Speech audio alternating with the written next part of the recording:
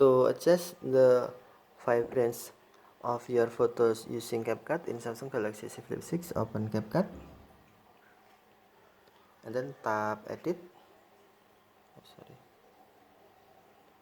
Tap edit, select photo editor and then select photo you want. For example, this photo.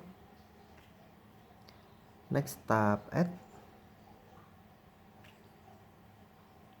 and then swipe right toolbar, select adjust and then you can swipe right, find vibrance and then you can drag adjustment bar to the left or to the right to adjust vibrance.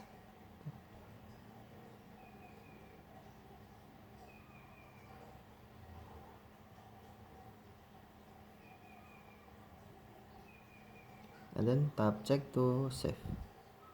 Now you can select export to save it on your gallery, in your gallery. Export that, tap done. Now you can see your photos in your gallery.